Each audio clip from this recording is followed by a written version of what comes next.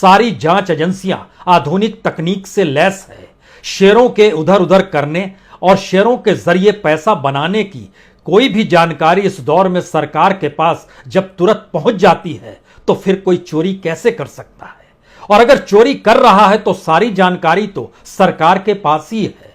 और बीजेपी सरकार की एक केंद्रीय मंत्री तो लगातार प्रेस कॉन्फ्रेंस करके जब यह बता रही है कि हमने कितना रुपया कहां से कैसे बनाया और वह किस शेल कंपनी के जरिए बताया, उस शेल कंपनी के जरिए जो पैसा आता था हमारे किस खाते में गया, और इस देश में बैंकों में अगर खाते किसी के भी होते हैं तो वो जानकारी बैंकों को होती है, सेबी को भी होती है अगर वो शेयर मार्केट से जुड़ा है, और इस देश की जांच एजेंसियों को भी होती है। फिर छुपना क्या और छुपाना क्या?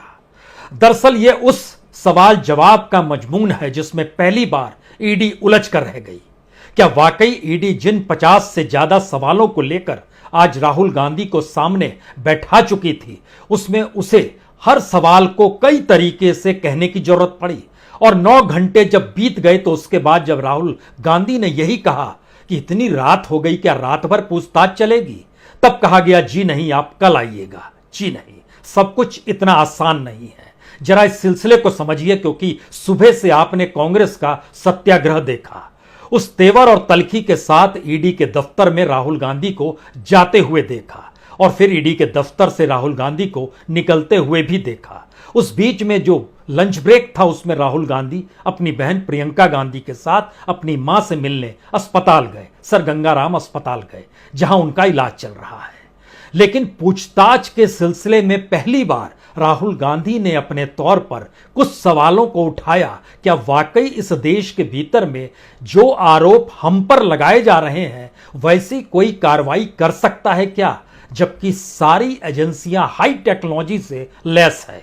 और उस पर सरकार की जानकारी का ना होना और सरकार के एक मंत्री का प्रेस कॉन्फ्रेंस करके हमारे पूरे कच्चे चिट्ठे को जब बता देना, तो ईडी को तो उन्हीं से सारी जानकारी ले लेनी चाहिए।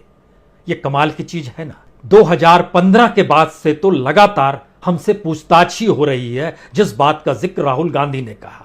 और कौन सी जानकारी आपको नहीं दी गई है, और जब से फाइल आप लोगों ने बनाई है, फाइल आपने खोली है, उसके बाद क्या वाकई कोई ट्रांजैक्शन हुआ है? और अगर ट्रांजैक्शन हुआ है और आपको जानकारी नहीं है तो फिर किस बात की जांच एजेंसी हैं आप? यानी सारे सवालों के जवाब सवाल देने वालों के हिस्से में रख के राहुल गांधी ये पूछ रहे थे कि ऐसी कौन सी चीज है जो आपको पकड़ में नहीं आती है और वो हमारे बताने पर पकड़ में आ जाएगी।